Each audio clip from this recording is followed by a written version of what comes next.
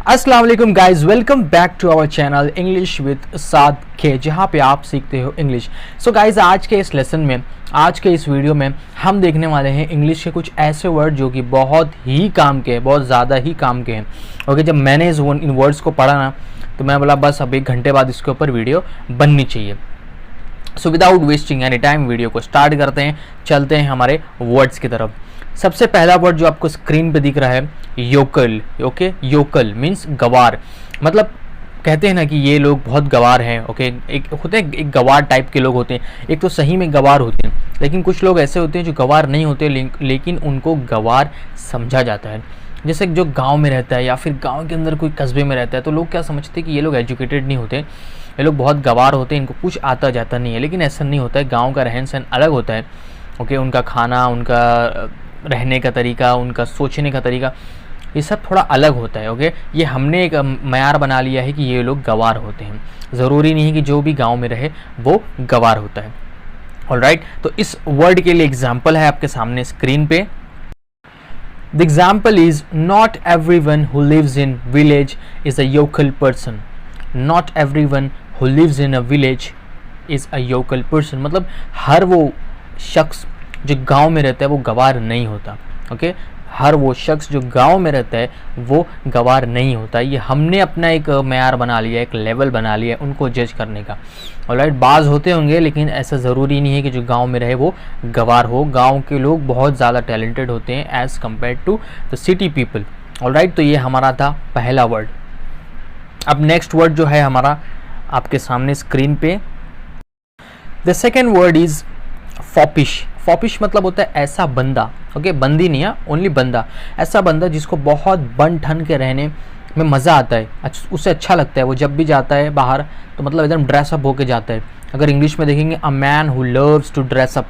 Okay, मतलब उसे कपड़े एकदम ठीक होने चाहिए, एकदम डीसी मार के जाता है, बाल एकदम सही, जूते एकदम सही। मतलब उसको बन ठन के रहना बहुत ज़्यादा पसंद होता है। वो कुछ भी पहन के नहीं जाता है, बाहर भी जाएगा नॉर्मल भी तो बहुत अच्छे कपड़े पहन के जाता है। तो ऐसे बंदे को फॉपिश कहा जाता है। ये सिर्फ लड़कों के लिए यूज़ होता है, लड़कियों के लिए यूज़ नहीं होता है। ऑलराइट, अब इस वर्ड को समझने के लिए एग्जाम्पल आपके सामने स्क्रीन पे है। The example is at least he is not a foppish person like you. At least he is not a foppish person like you. मतलब वो ऐसा बंदा नहीं है जिसको मतलब बन ठन के रहने मज़ा आता है। Alright, he is a normal guy. At least he is not a foppish person like you. तो ये गाइज ये हमारा सेकेंड वर्ड का एग्जाम्पल था। The third word is spunk. Okay, spunk means courage.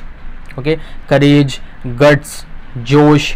Okay, तो स्पंक मीन्स जैसा कि मैंने बताया, जैसे कि होता है ना कि बहुत डिफ़िकल्ट सिचुएशन हो तो कहते हैं ना यार करेज होना चाहिए ऐसे सिचुएशन को फेस करने के लिए। ऑलराइट, तो स्पंक का मतलब होता है करेज, जोश, इस सेंस में बनता है। लेकिन ये लिखने में यूज़ न करना, ये सिर्फ बोलने के लिए। ओके, इनफॉर्मल वर्ड है ये, बोलने में बस यूज़ करना, लिखने में यूज़ करोगे मे भी आपके मार्क्स वर्क्स कट जाएंगे भाई। ऑलराइट, तो अब इस वर्ड को अच्छे से समझने के लिए एग्जाम्पल्स आपके सामने स्क्रीन पे है।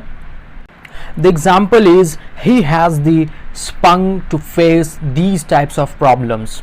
Okay, he has the spunk to face these types of problem. मतलब उसके पास ऐसा करेज है कि वो इस तरीके के मसाइल, इस तरीके के प्रॉब्लम्स को फेस कर ले। कुछ बाज़ प्रॉब्लम ऐसी होती है जो हर इंसान नहीं फेस कर पाता, कुछ लोग उस चीज़ से गुजरे हुए होते हैं ना, तो वो लोग फेस कर लेते हैं। तो स्पंक मीन्स जोश, करेज या फिर गट्स। ये हमारा था fourth word.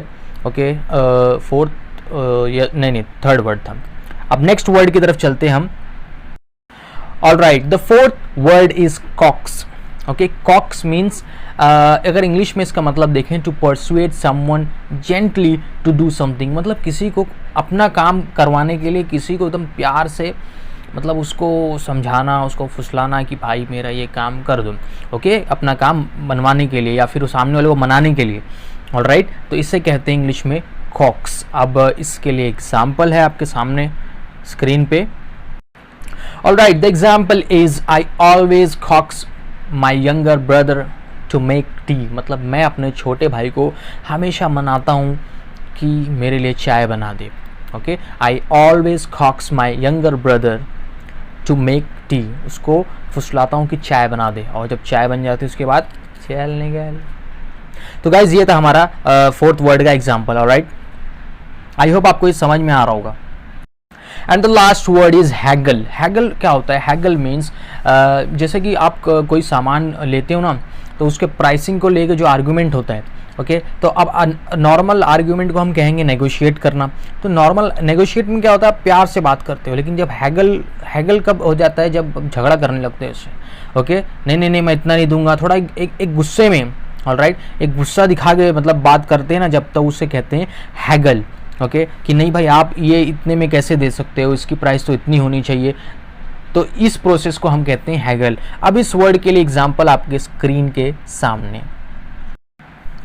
The mother always haggles. The mother always haggles मतलब जो माँ होती है, ओके मदर जो सबकी माँ, ऑलराइट, तो वो क्या करती है? जब कोई सामान लेने जाए तो वो बोले 3000 का है, यहाँ ये 100 रुपये का दो। और ओके तो ये जो होता है ना, ये सबकी माँ के अंदर होता है कि एक आर्ग्यूमेंट, फिर वो झगड़ा भी हो जाता है, नहीं इतना ज़्यादा कैसे बोल सकते हो तुम, कम में दो। ऑलराइट, तो इसे कहते हैं हैगल। आई होप गाइज आपको ये वर्ड भी समझा होगा और ये एग्जाम्पल भी आपको समझ में आ गया होगा। ऑलराइट गाइज, तो आज के लिए बस इतना ही। ये थे हमारे 5 वर्ड्स जो कि बहुत ज़्यादा यूजफुल है स्पोकन में।